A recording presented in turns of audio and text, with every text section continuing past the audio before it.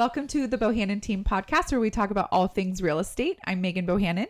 I'm Emily Unnerstall. I'm Rosio Roe. I'm Elizabeth Zazueta. AKA Sally Navy. Thank you. That's my favorite part of the podcast.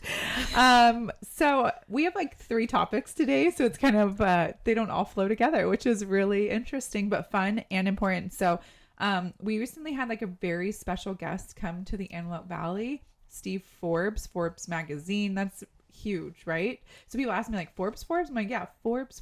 So came out to the AV.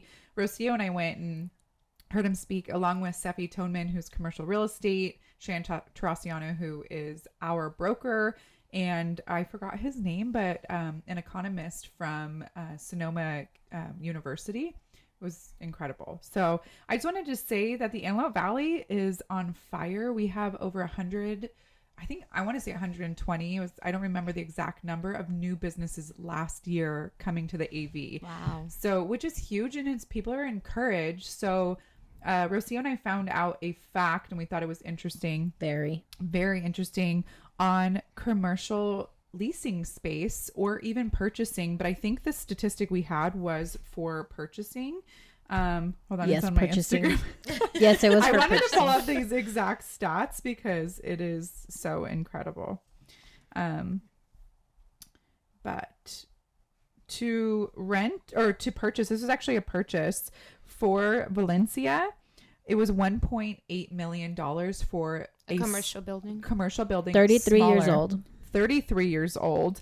And it was, actually just kidding. That one was 200 square feet bigger, 1.8. To come to the Antelope Valley, it is $1.1 million for 5,700 square feet versus 5,900 square feet. And it's a 2005 build. And a new build. That's building. a huge difference. Huge. And you're thinking about maintenance, because if you are purchasing it, you have to do like air conditioning, paint, keeping it up. Obviously, you can't have a crusty business. Yep. People are coming to look at that. So upkeep is not cheap, you know.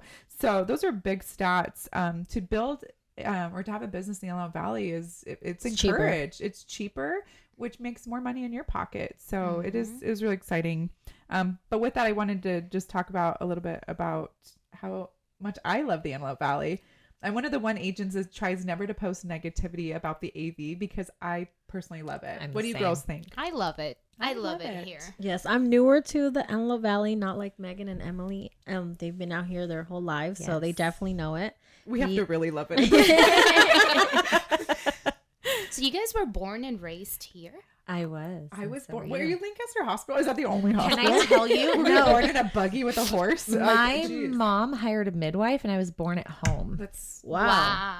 You're so country bumpkin. I know. I was born at home. I was born in a hospital. 1988. Like normal people. Like a normal girl. I'm Things were surprised you gave your different in year. 87. That was the deal. They built the hospital in 88 apparently.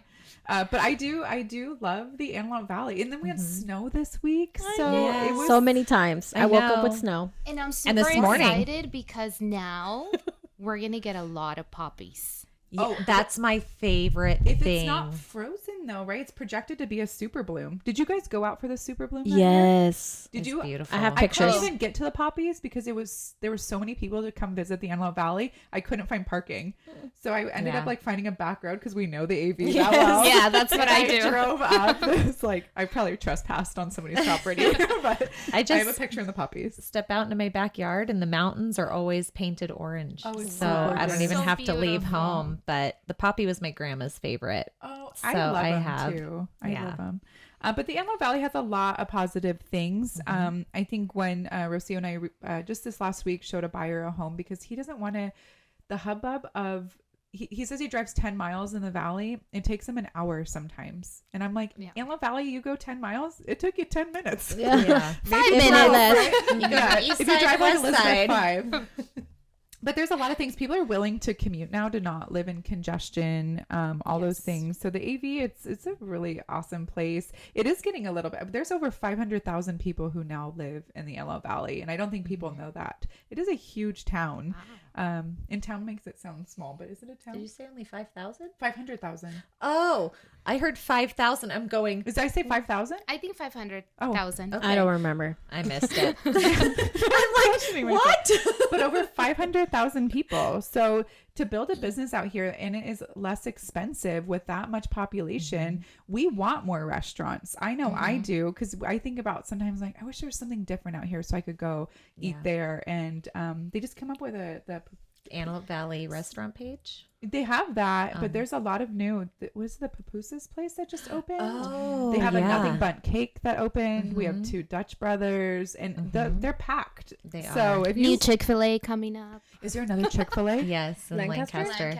The other day Right we by the thought there was an Sprouts, it's coming accident turning into over there by Chick-fil-A, and I'm like, oh my gosh, there's an accident. No, that was a line to get Oh Chick-fil-A. yeah, that was the Wrapped line. around. I thought this has to be illegal at some point Oh because my it's going to be gosh. backed up to. Well, what 30th about Street In and West. Out? What about where In and Out is? In-N-Out They is- literally Yeah. have the cones like designated But spots. Rancho on the Vista street. Boulevard is it's right by the freeway entrance. It's It's a I'm little like, scary. I don't think they expected that type of popularity. We do need a new In-N-Out. We only have 2. We need more. Ethan's shaking his head yes, because do you eat there once or 4 times a day? Once a day. Oh, once a day. Once a day. 4 times a I- day. At I don't my- think he eats anything other than like red meat. Pretty much. Yeah. Meat and potatoes. So I will say that one thing that I was talking to Megan about is I wish that the bus system out here would be a little more like the ones in the valley, because it's not as easy to get around out here as it is down there. But did you guys know that the bus system out here is 100% electric? It is, and I think that they projected to pour millions more into the bus system because they're all about transportation, and that was the next thing the Antelope Valley is trying to do.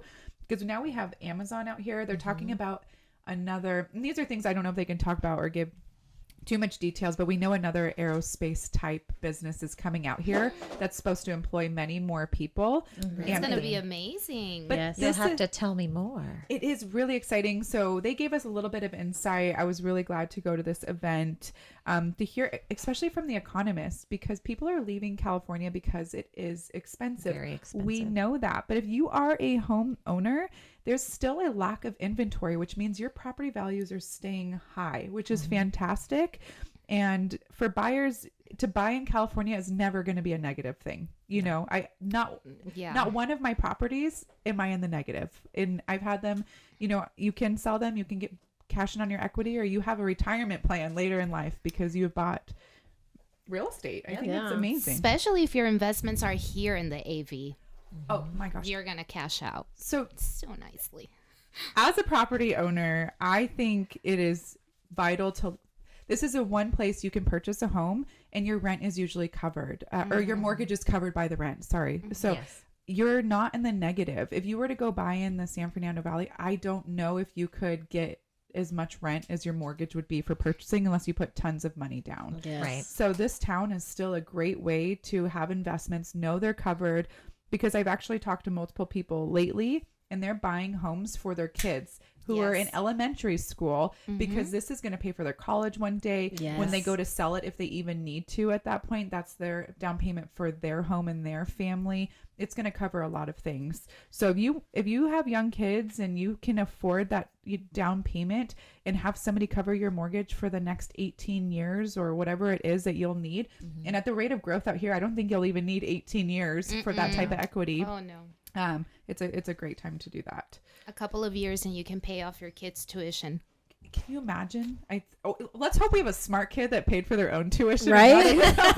Now they can do whatever they there want. next year. It's scary thought. But think about, you have a teenage daughter. Could you imagine having a property for her? And you're like, you know what? We could I do do an have equity. one for her. Oh, that's right. You could have an equity line of credit to go buy a car if you need to. There's certain things, but to have that in place and somebody else is making your mortgage payment, it's incredible. Yeah. And you can get something, you're like, well, what if my tenant stops paying? You have a reserve usually because you're making more money a month.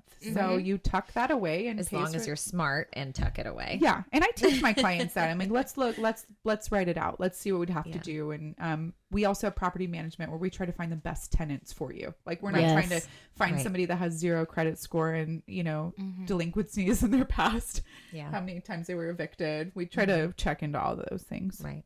So is there any other highlights, Rosio, that you from the event that just... I just remember that the economist was saying how he was really impressed with the AV because that the cities are managing, everything very well, and they're growing so fast compared to a lot of other places. So I'm not 100% though. He was. I mean, this guy had a percentage and a number for everything, and like his graphs and his charts, like we're just beyond. We're working on trying to find that for everyone. I want to go back and review it because I just kept like thinking I'm mind blown by this information. But he was saying that the Antelope Valley is growing exponentially compared to other places because you can out here. So if you want to start a business in California, and obviously you could do well out here and then branch out, and it's a great place to start. The only thing that was sad about is finding out how many people are moving out of the state.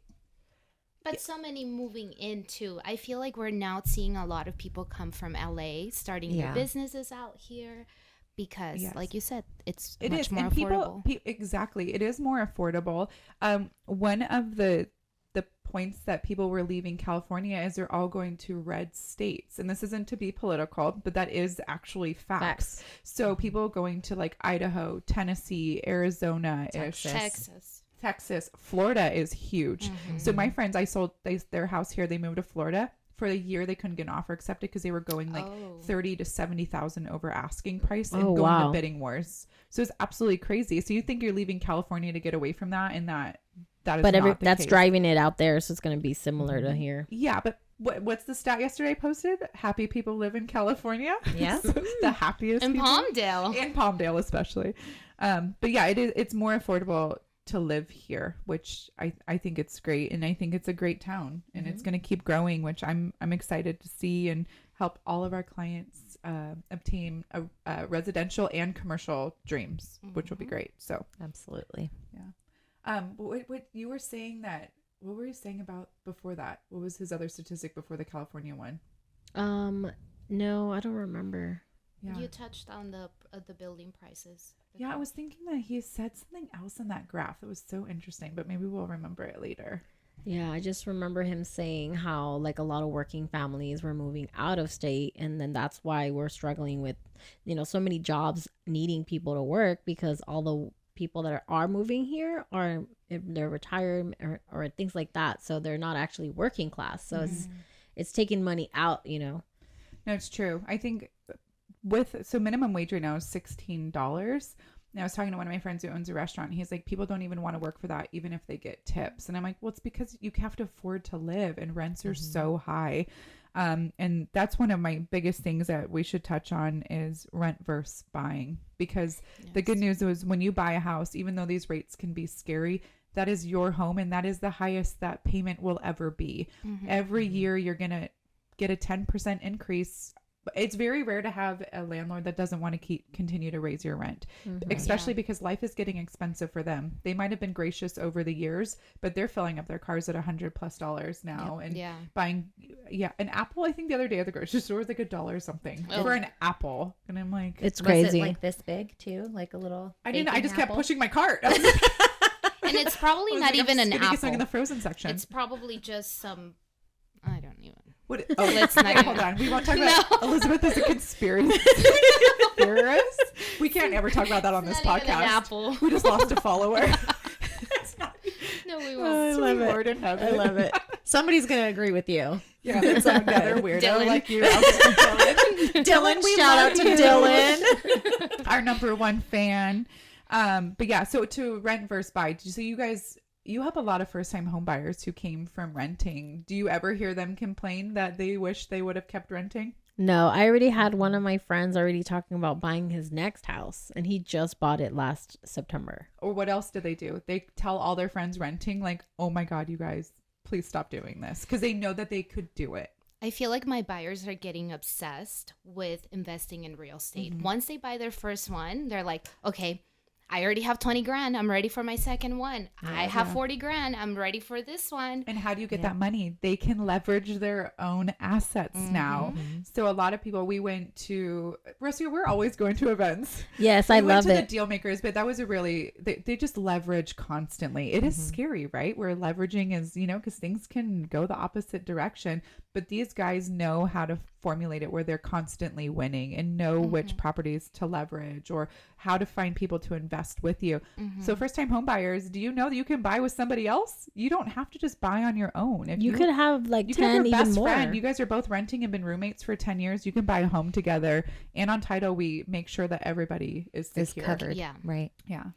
I have a buyer right now who's renting, and she was asking me, she's like, well, these interest rates, they really scare me. And I said, now's as good a time as any to buy. If your interest rate comes down 2% in the next 12 months, refinance your home. Yeah. Your payment's going to go down and you'll be fine.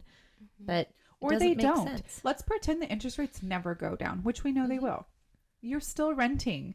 And if I do the calculations in now, what was the average rent? I think that was the other thing the economist pointed out was $2,600. And that is in the Antelope Valley. I think 29 elsewhere was a little bit higher.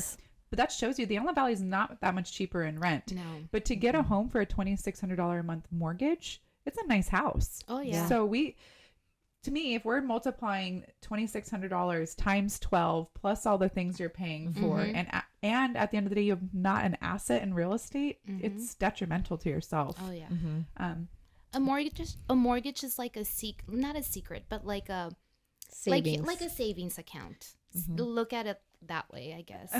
I feel like when we all are homeowners, but the first time is so scary because it's huge. I think buying your first car is scary. Anytime you're saying, I'm signing on the dot that I'm personally liable for this, and now for 30 years, it's scary. The minute you do it, you're like, oh my gosh, I was so stressed for nothing. Yeah. I didn't feel that way when I bought my first one. I was like, we bought it cash and I was not scared. I was just like, when are we going to find one that we like, you know? How much was your house that you bought your first? We bought it in home cash? Arizona and we bought it for $45,000. Oh, It was, well, yes, okay. it was crazy, but Yeah. it was before everything went crazy. So when we sold it, we doubled. So we ended up renting it out for 2 years, made some money off of it with the tenants in the house. We actually put in a new AC unit. We put in a new water heater. We had fixed the flooring. Like, so we were doing things with the money the tenant was paying. And since it was paid off, we didn't have to pay It's anything. incredible.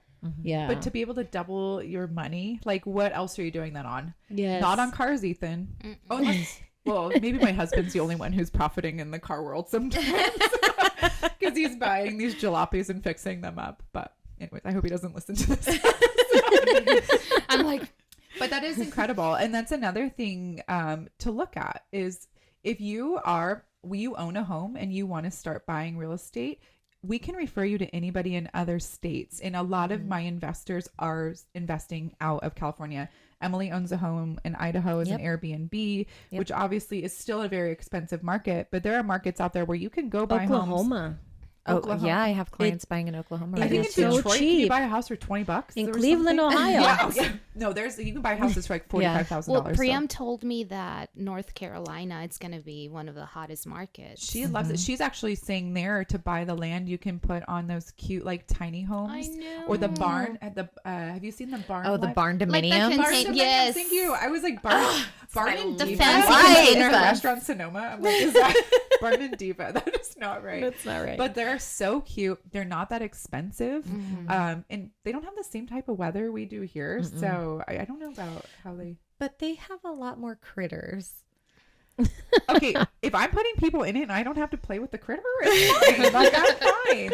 Especially but if you're as for having investments, but cash flow. we can find you somewhere anywhere where these people are. They're well versed in the investing world. So And can I tell you, Idaho right now, you're still seeing people offering over asking. that's what it's not just, it's the red states. And not saying that we obviously California is always going to be a top market. It's not cheap to live here. New York will always be expensive. San Jose, obviously everything's crazy. over, but they're actually lowering prices now. So I'm like, the hub of like where we talk about most expensive place to live is starting to feel it. It's happening, you guys. Yeah. We can't avoid like knowing that the market is going to change, but we change with it. But at the end of the day, my homes, I don't have to sell them. When you have an asset, people are like, well, what if the market goes down? Don't sell your property because it will go back up. And you still have a tenant in there. They're still making you money. Even if your house value went down, that tenant is still giving you passive income. Yeah. Yep. I think there's also a market for everyone. If you were preparing yourself this whole time, we kind of all knew the recession was going to come. And a lot of people were preparing themselves, saving Like money. Megan. I always have said this because it's a blessing to me because I always listened to other agents when I got in the game, right? Like you don't just come into this real estate world and you obtain so much knowledge throughout. But people always said save, save, save. And I always was a saver. And then I realized, oh my gosh, life is really expensive. This is what I should be saving every single month to not feel the effects. But obviously you're going to feel it. People want to not feel like they're making money, but you do have to protect yourself. And if you're living paycheck to paycheck right now because you have too many payments, you need to start working on that. Start analyzing, do I need Netflix? Do I need Hulu? Do I need cable? I got kids, Megan. I need Netflix. I do too. I have a teenager. I'm actually going through my list of things, and I'm gonna start getting rid of. And I agree. And maybe that is go on your phone and see what subscriptions you have on your app. This is what I do like that. daily, like monthly. I'm always constantly checking. Don't. And then I was talking to somebody else. Especially if you're like a are we independent contractors? Yep. Why yes. can't I talk today? Independent contractors. We are business owners. You need some caffeine. I need a nap. It was the snow on the ground this morning that tilted your world. Yes. I woke up. I'm like, I'm just too cold to function. But get a credit card where you get points too. If you're spending money, try to recoup your own money. Yes, put the bills that you already pay on that card and make sure you still pay it off that same month. Don't add extra. But credit card. Let's get smarter about our money. It's not just buying a house. There's so many different things we can be doing. But I do know, and it's not to knock renters because I rented before I could afford to buy a house, right? Yeah. We all do. You start somewhere, but it's going to get more expensive, and that's just a reality. Because let's do the math. If the average is $2,600, and next year the projection is to go up 10%, that's another $260 a month. Yeah, that was my first car payment. Like that's a lot of money a month. Netflix is looking real cheap against $260 a month, but it won't be if you have to think about all that stuff, right? Yeah. I think a lot of renters, if they can afford their monthly payment, they most likely can afford a mortgage, but they just don't know what it takes to buy a house. What is scaring these people, Elizabeth? What is scaring people from wanting not knowing the process? Not knowing the process, not knowing that you only need 3.5%, not 20%, like a lot of people think. There's a lot of misinformation out there and so much information out there on social media, TikTok, everywhere. So I feel like people are getting a little bit scared, confused with what the market is doing, the news, all of that. Absolutely. 100%. That was like the best point I think that you could make. But there are programs out there where you can even do zero down. There's USDA loans. We can tell you where you can purchase a home. We live in USDA areas. There's so many options. And if you want to do zero down and I think you have to have at least a 640 credit score. Correct. Which most people do. If you don't, we can help you with your credit. Never be embarrassed to tell us what your credit is, because I feel like people don't want to talk about it. They don't want to talk about money. People say that they rather talk about sex than money, and I'm like, please don't. But let us talk about your credit and your finances, because I've had people be embarrassed to tell me, and then I'm like, you can afford to buy a house, and they're grateful they were transparent. Yeah. So there are loans out there for the USDA, but 3.5% is the usual FHA payment. The good news is, and now I have a fact from the AV Edge conference. The average buyer is getting a 1.25% to 1.5% closing costs now. And that's average in California. That was not the Antelope Valley. But that is a great statistic. Yeah. So the fact that sellers are now encouraged to help buyers, that takes a lot of heat off of a buyer. Yeah. Because when I came up with my down payment, even though I had extra money for my closing costs, I'm like, well, that could be my paint. That could be other things that I'd like to use that for. So that's a really good point, Elizabeth. Is there any of the other reasons, Em, that you think people are scared? I think once they get all the information, they get overwhelmed.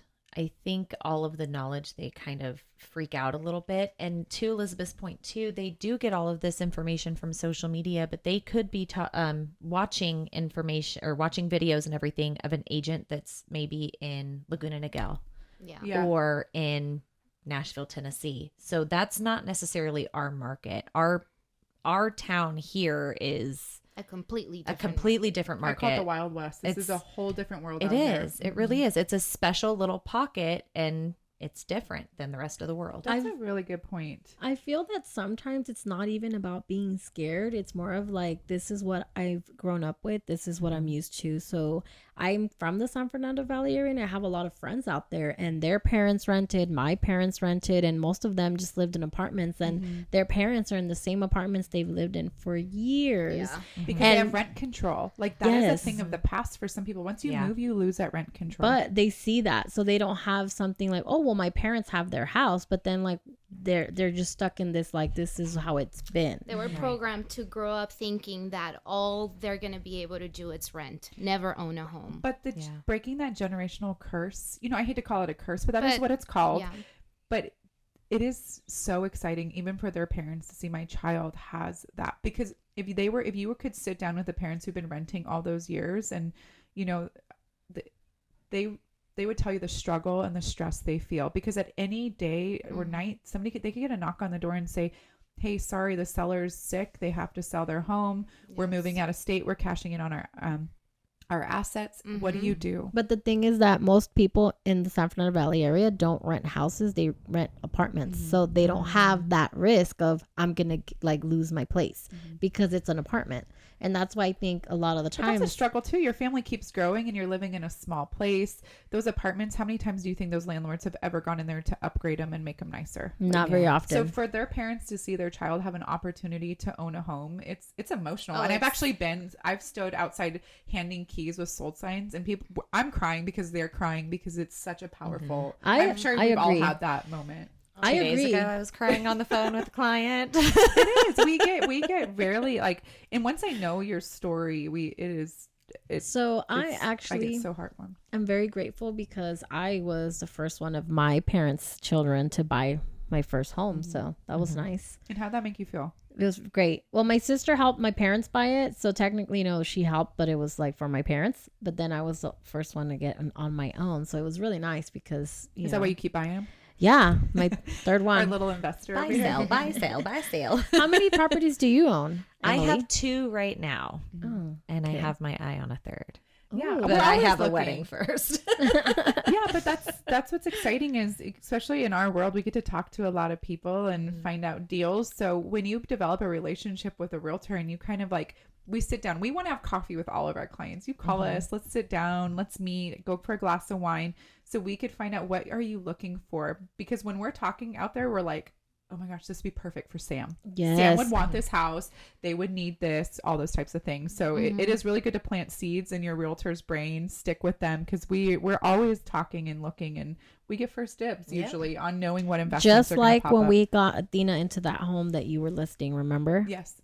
Well, exactly. If we weren't talking that day, maybe, I don't even know if it would have happened, right? We Yeah. have the MLS, but I've actually gone to broker opens, which is, for people who don't know, it's like an agent open house. But I went one time, Maggie Ward was hosting it, and I was like, oh my gosh, this house would be great for John and I. And as we walked through it, I called John. We didn't even know it was on the market, even though it's on the MLS, because it wasn't in my search criteria. So I thought it's good for us to continually. Did you buy it? Right. We actually offered on it, and we changed our minds because we just knew that we probably would outgrow it. And sure enough, we found the one that we have now, which we've talked about. If we ended up buying that one, we would have sold probably in like 2 years. Everybody wants your house. I love my home. Me too. I'm never selling it, just so everybody knows it's not for sale. Corey bought our house because he fell in love with your home. Yeah, I have a list of Yes. people that I'm like, And put your that's why money we where have your mouth Kessler, is. too. Well, they could have it for $3 million. I know. Actually, I don't know. He'll say 10. Exactly. So another, we just went to Elizabeth Rosio and I went to a listing appointment for the sweetest couple, and their VA, which means they're military purchasers, did not have to put a lot of money down on their home. They bought in 2019, which sounds like it was yesterday, which it's not now, but that's not that long ago. And they are selling their home, and they're going to buy a mobile home because they're on a fixed income. But mobile homes aren't that inexpensive. It's about $200,000+. And guess what? Their whole equity is paying cash for their home. They will not have a mortgage. Tell me who else is doing that? But it's incredible. Not even that long ago. So it's never a bad time to buy, because who knows where the market will be in a few years. Right. So, and you don't know what your income could be. If you're going to be on a fixed income someday, which we all will be in some aspect, to know we could cash out and pay cash eventually and not have a mortgage is Yeah. the dream. So they bought for 260, 290, and they're selling for 500. Yes. Wow. Isn't that incredible? That's And that's amazing. including paying their realtor fees. Yes. So it's not cheap to sell a home, essentially, but it's necessary. You need to hire a good agent to get top dollar, which they're doing all of that, and they're still able to pay cash for their property. They're just responsible for space rent in their mobile home, and it's the cutest gated place. It's so safe. They can now I think there's like a rec room where they can go like socialize and make friends. Yeah. And there's a security guard 24/7. So Even realtors can't get in unless you show your license. they Realtor quiz me. license. I'm like, do I look like a criminal? But I'm glad. I'm like, you know what? If my grandma lived here, I'd be happy that they're quizzing everybody at the gate. Yeah. But Yeah. that's just a really great example. And that's pretty common out here. There's a lot of people with established equity. And you can also move out of state like they did say a lot of people are, and you can buy cash in another state with your equity. So If you guys could move somewhere else, where would you guys move to? I love California. If it were me, I would probably go to Hawaii because it's warm year round. Oh, that's I I would like look like I that. have an afro 24/7. See, yeah. Already today, I'm like this. But you'll be weather. in a bikini all day Nobody will long. be looking at my hair. That's true. I love. Okay, it's weird because I always thought I'd go like more conservative states type thing because that is the trend. I've heard Florida's amazing. I've never been to I've Florida never been though. there. My dad went to college here, and I've never. There's gone. a trip coming. We should Okay, go to is there? Florida. Let's go to Florida. When? We're just gonna make it now. But I'm considered Florida even though I've never been. we're planning a trip. Yes. Emily's late, so she needs some of my caffeine. I don't know. have. But The snow on the ground. Oregon is so gorgeous. If you guys have ever, I've never I love been. Oregon. Never been. Oregon. is We beautiful. gotta Okay, go. okay, we're Oregon after, we'll fly coast. from Oregon to Florida. Yes. There you go. But it's so cold there What about you? sometimes. Selling AB. I would move to Mexico. Oh, that's right. You're already doing that. Or You're New gonna do- Mexico. Yeah. No, not New Mexico. Not New Mexico. No. Mexico. Mexico. Yeah. I'm gonna learn Spanish and come with you. Is that okay? Yeah. Vámonos. Can I still wear my bikini? Yes, we can open our own brokerage. If over another there. country's Yes. an option, Costa Rica. No, I'm going Ooh. to. Oh wait, what part of Mexico are we going to? La Sinaloa. Paz. No, not Sinaloa. La Paz. Sally Navy moves to Mexico. Sally Navy. Are we marketing Sally you right Mexico. Oh, well, now? We'll get it. yeah. Anybody out there who has an idea for Selling selling AB? AB Mexico? Selling Selling Navy. AB sells Mexico. No, but you're not AB Yes. anymore. Well, she moved to Mexico. But she is known as selling AB. Okay. Okay. Selling AB All right. sells We'll work Mexico. on it. We'll work We'll on work that. on it. Rocio, where are you going? I don't know. Me and Josh talked about going to Wyoming because it looks Oh, beautiful. But I've never And been you there. wear snow boots even when it's not snowing outside. I know. Yes, I would love to live See? there too. Yeah. Yeah, Right? I'm a tropical person. Jory's Emily and I are not mountains going and to a visit you in lake. Wyoming unless it's summer. If Jory goes, I'll have to go. Well, the funny thing is that Josh hates the snow. He like literally made most of Mammoth roads, and he worked out He's in over Mammoth. it. Yes, and he hates it. So it's funny that he actually wants to go over there. Wyoming is snowy. I know. So it's really funny because I just think it looks beautiful. But Maybe Absolutely not. he It's wants to not be happening for me. Kanye's neighbor. Oh yeah.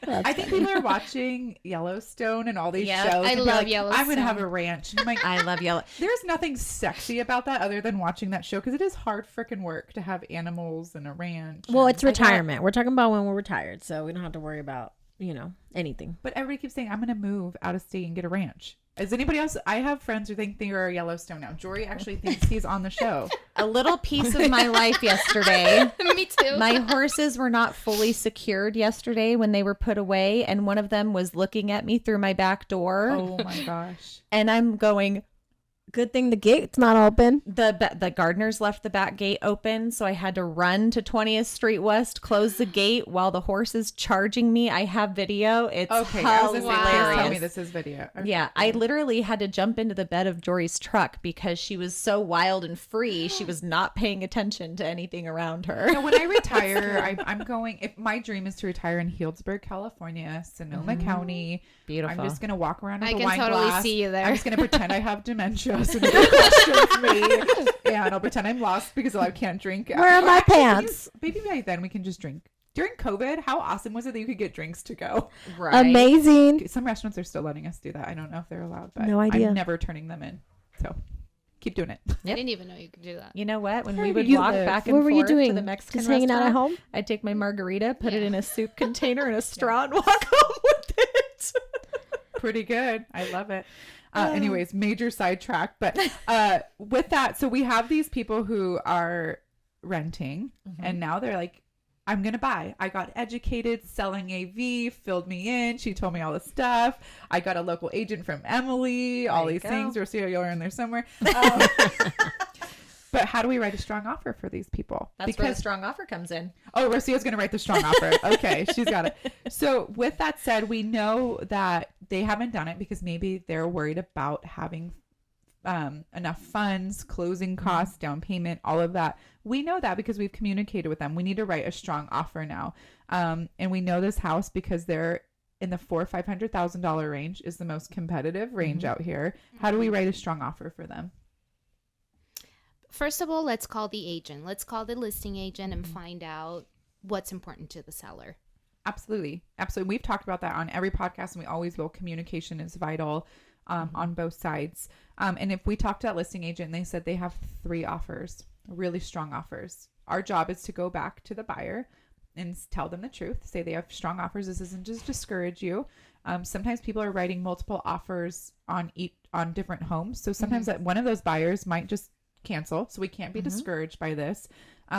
But I'll walk through a house sometimes and I'm looking at the walls and, you know, Emily's mentioned selling memories. Well, sometimes you'll look in there and you see a family that's lived there. And so I tell the clients, I'm like, you know what? It's slim to none we might get this because we know that one's cash or conventional. The other agent told me what kind of financing the other people are doing. But you're a cute, cute family. And we're going to write a little story about you guys. Submit that to the seller. Let them get to know you. And sometimes they'll pick you because they want another sweet family to move into their home. And I've actually got offers accepted many times for writing a letter for my clients. So that's another aspect of a strong offer. I had a client in Palmdale last year who chose a buyer that brought their dog to a showing. I do not encourage that by any means. Do not do that. But they waited outside and the mom and dad took turns and stayed outside with the dog and the seller fell they in didn't love bring the with- dog in the no, house. not Thank in the God. house. I was no. like, please. No, I was there too. Yeah. I was outside playing with the dog in the front yard. But that's the buyer they chose because they loved Because the of dog. the dog. It was the same breed that they had. They had the same age Connection kids. is It was everything. So I perfect. always think be smart. You know, if your client has a husky and you notice there's a husky at the house, write that in your story. Or, you Show know, a they picture on your they letter. have all Chevy cars. You're like, well, my husband has, well, I don't know what the deal is, but there's always some correlations you can make. Okay, the house is empty. It's vacant. The buyer wants this. There's multiple offers. How do we write a strong offer?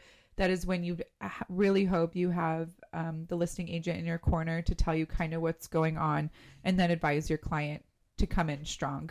You can't think you're getting a deal on every home. Some people think, well, the market's changing, I'm going to lowball. No, it's still a really strong market because inventory is low. You have to listen to your agent and have them advise you on how to make a strong offer. And sometimes that's a little less closing costs or a little over asking price to combat the closing costs. So if you need 10 grand, you might have to offer over 10 grand to wash out those fees for the seller. So as a listing agent, you would say that those are the most important things of a strong offer? No, because those are, I think there's a lot of aspects, but for me, my biggest thing is I'm going to go look at their offer and see who their lender is because I want to make sure they can close out the deal. During COVID was a really good example of people offering 60, 70,000 over asking. That's great. But if your financing is going to fall through, I don't care what you're willing to offer me. So that's just one of the things that you want to take into consideration as a listing agent. How strong of a buyer they are is really important because my clients are now packing up thinking they're moving to know that you never could have closed out this deal. Right. Before accepting an offer, do you call the lender, the buyer's lender, to see Absolutely. how their situation is? Yeah, you do. Every time, unless sometimes I know the lenders, I mean, you know, they would never put their name on something where the client's not secure. But even at that point, I just touch base with them. Have you gone updated tax statements, their bank statements, all those things, because things can change. Or, you know, we've joked about, you know, the guy pulls up in his brand new car. Maybe that lender doesn't know that person just did that. So what's their credit to debt ratio looking like at that moment? it's vital to check those things.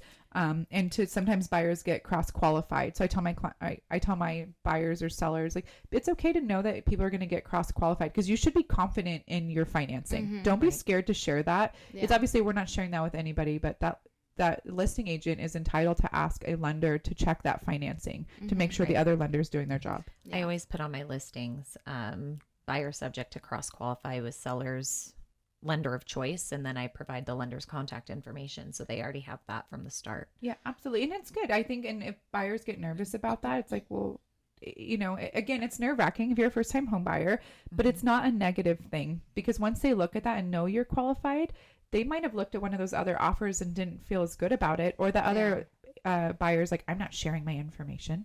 So you're already like, well, you're a pain in the butt. I don't want to take your offer. So there's a lot of different things to look at. So have you guys had anything where you felt like that made you have a stronger offer for your buyer? Let me think about it.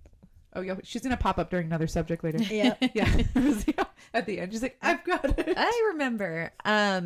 Always check and see what the seller needs. If they need a 45-day escrow, if they are contingent upon purchasing a home of choice, if they need 7 days after closing, those are 3 little negotiation things that will make a seller go, oh my gosh, they're willing to work with me.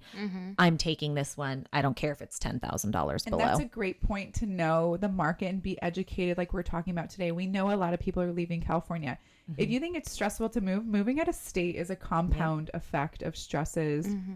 So if we're willing to let our buyers are willing to let that seller stay there for, you know, a lot. In California, 29 days, you can let somebody rent back from you before it becomes like a tenant. So if you're even willing to give up to 29 days for that seller to move, your offer is probably getting accepted. So, and another fun fact, I don't know if you'll know this, if you buy a home, you don't have a mortgage statement for your first month. So you kind of get a little bit of a break, which is awesome, which also gives you a negotiation tool, because that home that you think you have to make that mortgage payment on, you're not yet. So I always encourage everybody to close at the beginning of a month, because say you close March 3rd, you actually don't have a payment until May 1st. Oh, it's so great. Oh, that's nice. Yeah. So some people are like, oh, awesome, I can cancel my lease. I can still make, 2 months at my apartment and then not have 2 payments in 1 month. So That's they a have good time. point. I just encourage them to close. I know. Just make sure you close. Yeah. No, it's all good things. And again, that comes with working with somebody who's educated and knows the market. So we doing okay, Ethan? Everything good? Feel like a little squirrels back there You're again? good. Yeah. So I think writing a strong offer is everything, even in this market. I know COVID, it was very stressful, because some agents were telling me, like, please accept our offer. We've been denied 10 times, which you start feeling bad for the buyer. But those buyers, a lot of them didn't buy homes because they were like, forget this. This is crazy. I need to go back and save. I need to work on these things of why my offers aren't getting accepted. Or they just got discouraged. A lot of those people So discouraged. But the good news is this is your time to shine right now. Yes, if closing costs are why your offers weren't getting accepted, because getting closing costs during COVID was next to maybe impossible. one in 100. I felt like so. Really? Now's your time. Sorry. Go ahead. Rosio and I were very excited this weekend at our open house, because a lot of the buyers that were coming in were actually very prepared. It was shocking. Good credit scores, Wow. savings, good jobs. We were just Like they knew the drill of what Yes, they needed. they were But like, what does that tell you? I think that they already had insight, knowing that maybe they were in the wrong market and knew what they needed. But because now they're that's coming true. in pitching themselves, but I have a good job and I have credit and I have savings, and you're like, oh, they know because this is what they need, which is great. So, and I think sometimes it's, it's God's timing of when you should be buying, because maybe at that point it wasn't ready. You weren't ready. Yeah. We're also seeing a lot of younger couples, a lot of young people interested in real estate, which is amazing. Yeah. I think, well, that's the one thing about the rent versus buy. If we could just go back to that real fast, and I don't know why I didn't say this, but when you go to get a rental, you have to do first and last months. I'm sorry, if you don't have money for a down payment for a house, where are you getting first and last months? Because people barely have the money. So I'm like, at that rate, you're with closing costs being covered right now up to 1.5%, but we know we can negotiate and get you 3%. You're covered to purchase a home. remember, taxes are here. You guys have more down payment. Yes. Yeah. especially if you're, I don't ever get excited about taxes because I pay the government. This is my first year to not get excited. I've always had my daughter as a write-off, so it's been amazing. Yeah. But this year, my tax lady called me yesterday. She's like, "You need to be scared." Yeah. And I'm like, "I'm grateful though, because that means I made a good amount of money last year." Yeah, for sure. But there's a lot of W-2 people out there who get Yeah. these write-offs. You know, you just got to check for 10 grand. You don't need a new TV. You don't need all this. You need to buy a home. You don't and need a new purse. Or new No. boobs. Boots? Boobs. Oh, boobs. Oh, Did you know that's the Can number you- one tax people use their tax Yes. money towards plastic surgery? I was blown away to hear That's why I don't have that. I'm plastic not surgery even because I kidding. have to pay the government. I've never gotten plastic surgery. Is that why? None of us have plastic surgery. Why did we both just stand up in our chair? I feel like I should suck it in because I haven't had lipo. Oh my god. I'm like, let me readjust myself right now. That's really embarrassing. But true. So that, yes, let's use our tax money. If you have it, Use it wisely. There are so many things. I feel like we just need to have conversations with these people. If you have any type of reluctancy of wanting to have these conversations, it's because you're just nervous, and we will make you feel right at home trying to help you you. should with do a that. buyer's consult, like a buyer's seminar. A buyer's Like- fair. Invite yes. buyers to come and Anybody who's listening and wants to do that, I think we should do it anyways, but just to Yeah. get people just out of their comfort zone, because even showing up to that seminar, that's another step, right? Even if you go to the gym and you park in the parking lot and you drive away, at least you got to the parking lot, because next time you're walking in, it's it's Baby baby steps. baby steps, you guys, in anything in our life. But I just will never not be passionate about real estate. It's the one thing that's going to make me, because if you want to be a millionaire, it's going to be in real estate. And I know that's a quote from somebody, right? Oh, millionaires. Are. Yes, I was watching something. I forgot what it was, but it was about, I think, the owner of McDonald's or something like that. And then they asked him, like, how do I make all my money? And they're like, oh, well, burgers. And he's like, no, real estate.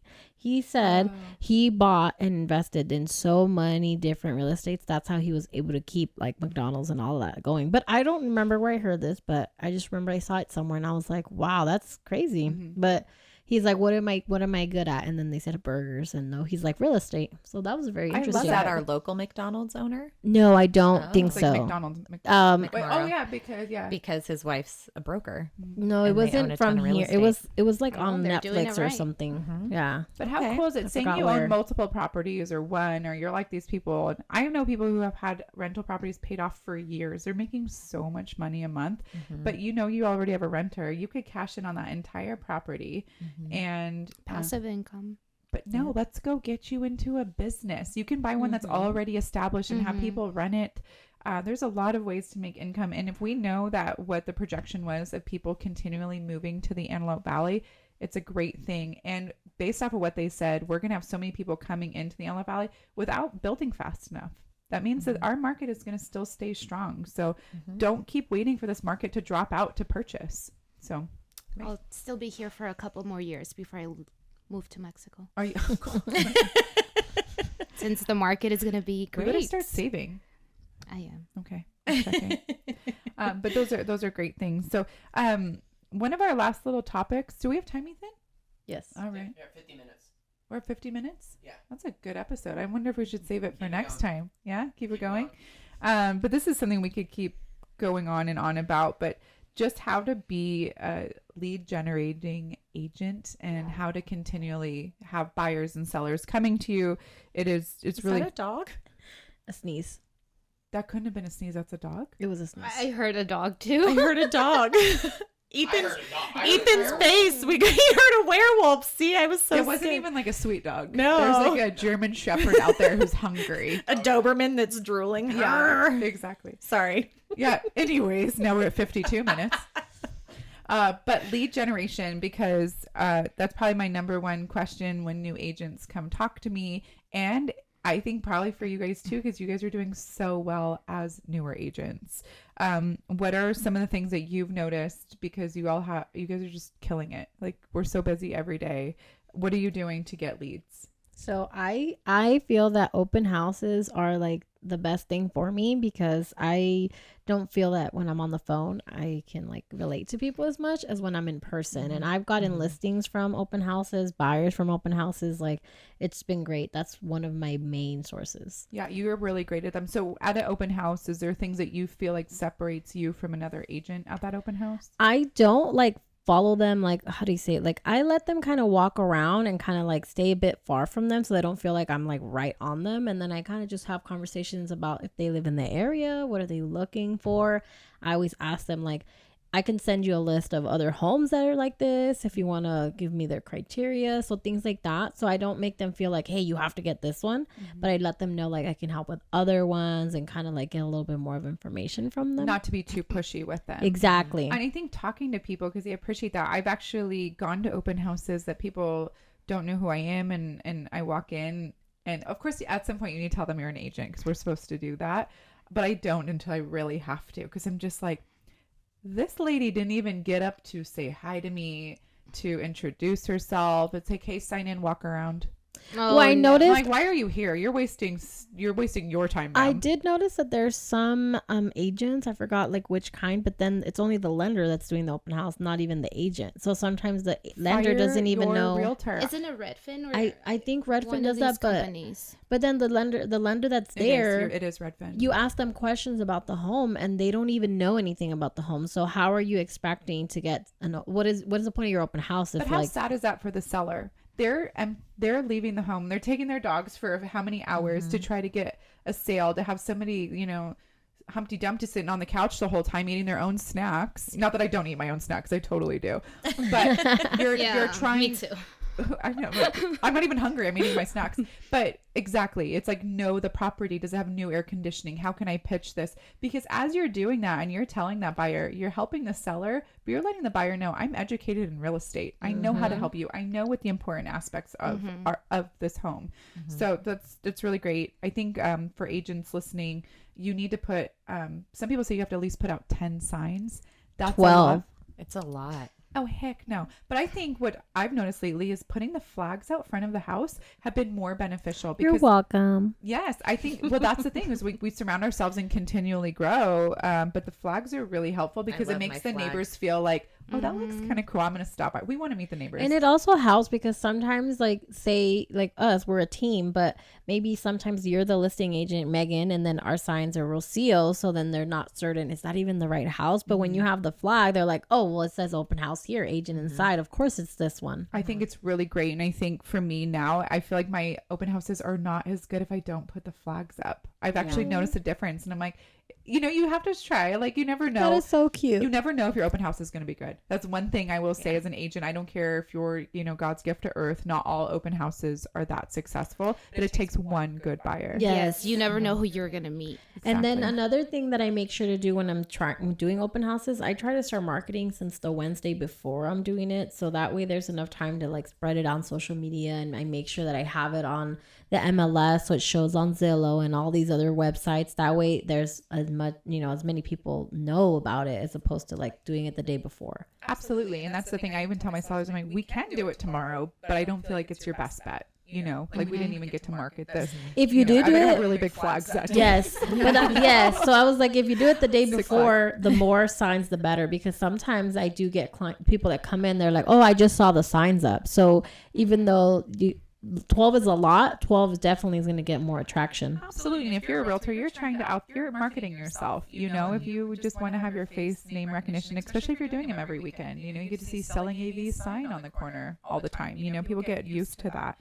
I think open houses are really great. Is there anything else, Elizabeth, that you think is important as a realtor for lead generation? I mean, I love open houses. I think that's where I shine. It is where you shine. But I think you shine in another area. Social media. Okay. Yeah, social media is I would say my number one lead generator at this moment. I feel like I get to have a lot of conversations behind the scenes with a lot of people that are interested in buying. And just kind of maybe sharing a little bit of the real estate world, like behind the scenes and what we do on our everyday like lives. I think people like that. They definitely do. And I actually like before like we became friends, I was like, I love that you're not just that forceful. Do you want to buy or sell? Do you want to know what the stock market is doing? Like, I love your voice. Literally, Yeah, I shut down and I'm thinking to myself, I have like secondhand embarrassment for these agents. Because who you are on social media is who you are in person, and that is so awesome. Like, you're a genuinely good, great person and a phenomenal realtor at that. But your social media has made people feel comfortable. So do you ever notice when you meet them in person for the first time, it's already like awesome? Oh yeah, it makes such a huge difference because it's kind of like social media helps you break the ice. Like that first uncomfortable conversation, like, oh, I'm a realtor. You don't have to. They already know that you're a realtor, so they're gonna come to you with questions. Absolutely. Do you have any? Because you talk about engagement, and I think we all know if you put something on social media, and I look at other agents because I'm sorry, iron sharpens iron, but for me, I'm like, what are they doing that I know is not working? I don't want to do that. And what are agents doing that's working that I can, try to put my own spin on, right? Yeah. What is your best engagement? What are the things where you feel like I got the most DMs? I got the most. It's because you said it's not all about likes and views. It's about people actually engaging with you. Yeah, it's not, because I have videos that nobody sees, but hey, I got 3-4 leads from that video that I didn't get any likes. So it's not, when you put any videos or anything, it's, how do I explain it? I don't put it out there like hoping that I'm going to get all these views and it's going to go viral, but I'm hoping that it motivates someone to maybe reach out or start thinking about buying a home. Or if anything, I just kind of want to share that being a homeowner, like the lifestyle you can have of being a homeowner. And that's my favorite post, is usually the engaging ones. And most of the time I get the most DMs because of like a funny real life moment. It's not because congratulations, I sold a home. Like, that's great. I have a lot of people who are happy. They can see that we're continually successful, which is what we are trying to pitch. I'm not going to lie. I want people to know I'm a top producer, top agent, can sell and help you buy.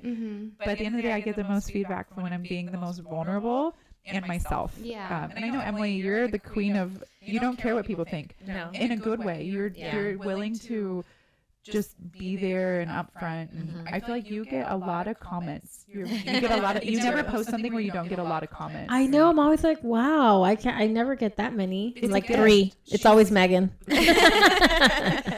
Number 1 fan. I'm number 1 fan, and don't forget that.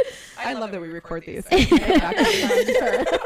But Emily you're very funny. I've said that before. Almost as funny as you. No. You have a large engagement, and you get tagged by people in things that you don't even really know them. Yeah. Because you've created this thing like the Golden Girls pickles, like Pickles and chickens. It's pickles and chickens. But what an awesome way that I have so many, and I call them friends. They're my friends. I don't know if I've even met some of these people, but we talk so much on social media. We have these common threads. So do you feel like you've created like lasting relationships? I think that I have. I've been able to reach out to people that I've never even met before in person, and they're like, "Oh, you're the pickle girl." And I'm like, I don't know if I ever want to be called yeah, the pickle girl. I am the pickle girl. I mean, funny. it's Do true. not put that on the billboard. We get a lot more calls from people not wanting to buy a house. I've never seen it. I wish There's a lot of pickle memes on there. I wish it would show up, but I actually made Jory dress as a pickle one year for Halloween. Oh my God. I'm not gonna finish the rest of that costume. It's a little inappropriate, but But people do tag you, which is good, yeah. and you could build these rapports with people. It's all about being relatable. Yes. It is, but in a good, relatable way, because I also try to encourage people, and people always say I come across mean. I come across, I'm very straightforward in what I think you should do as a realtor and what you should not do. And that's because I'm real, honest, and I'm trying to help you be the best version of yourself.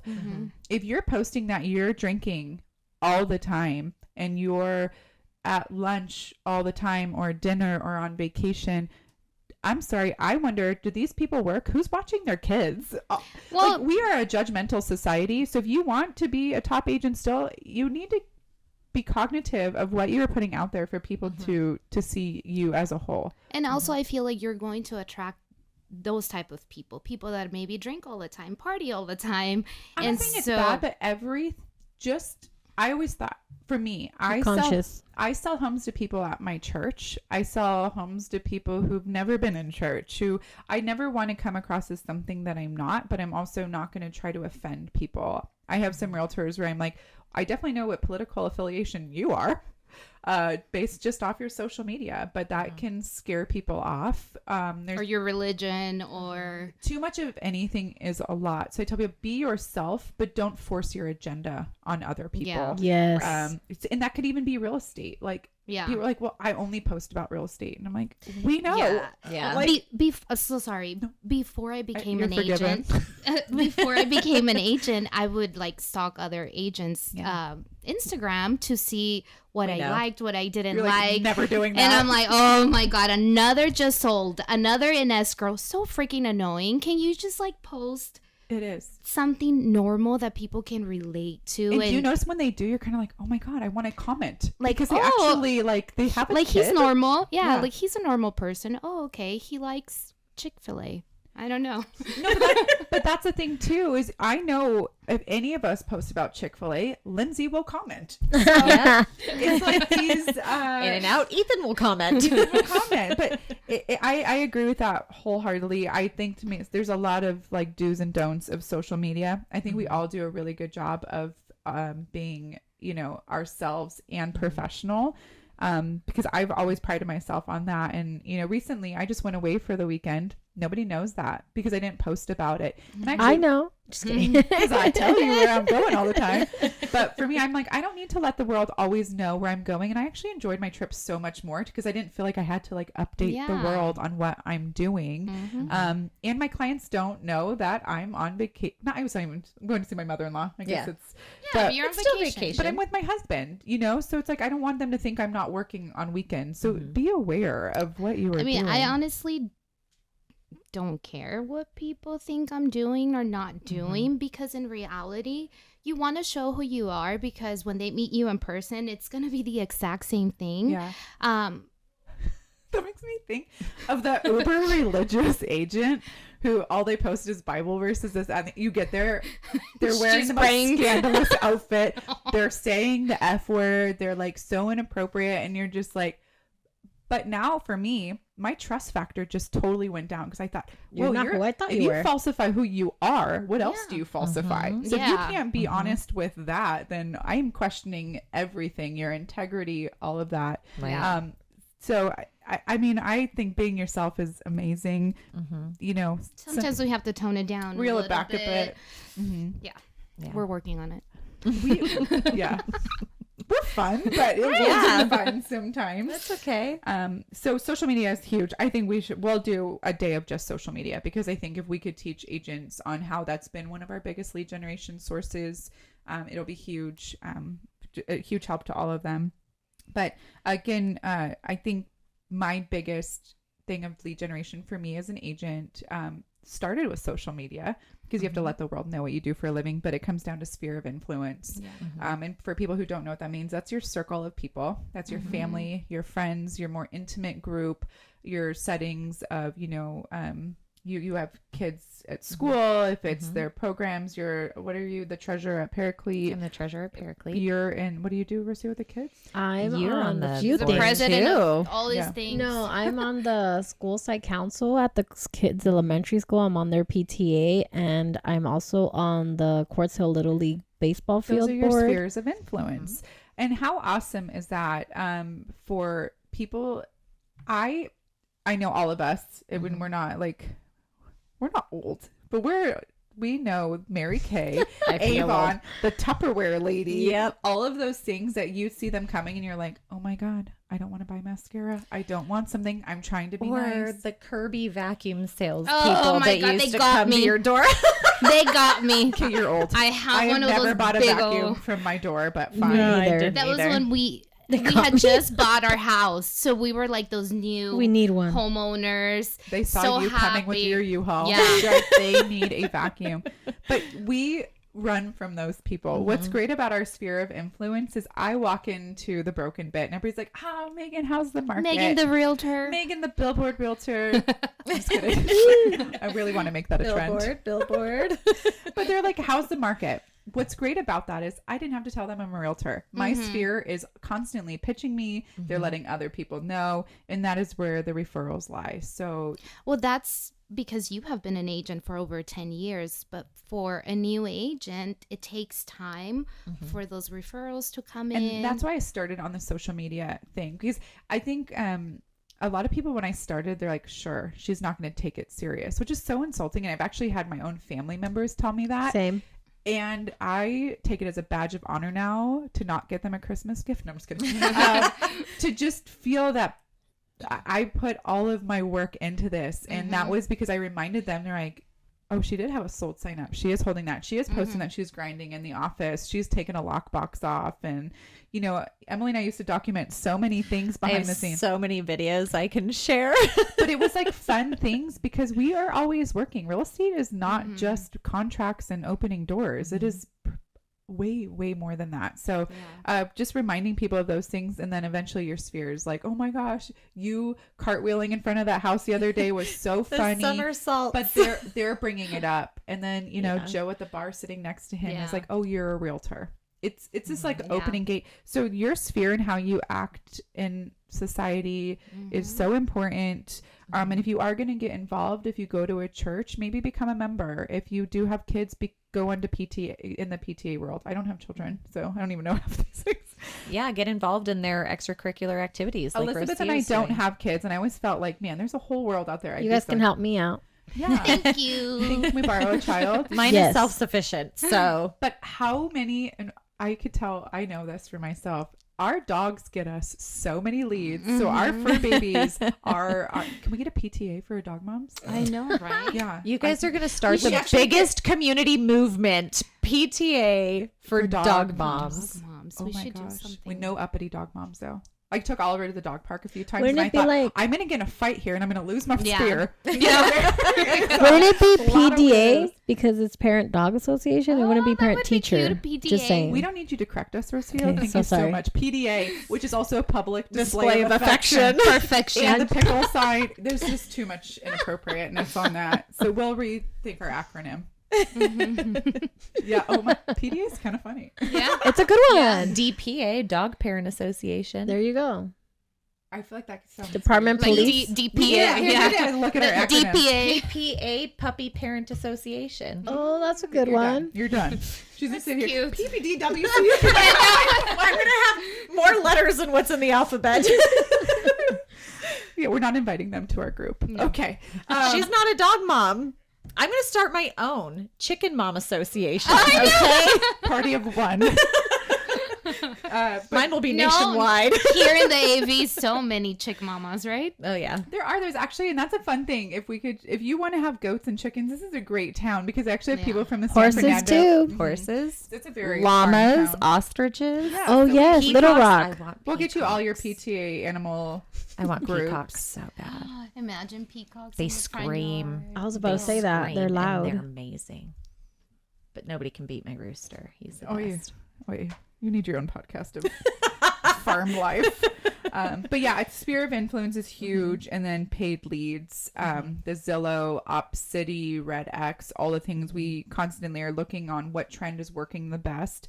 The answer is there's no answer to that because you are influenced by the market. In December, when rates went up, nobody's phone was ringing for buyers, which means you're paying $4,000 a month for leads. That's a spicy meatball, as Ethan would say.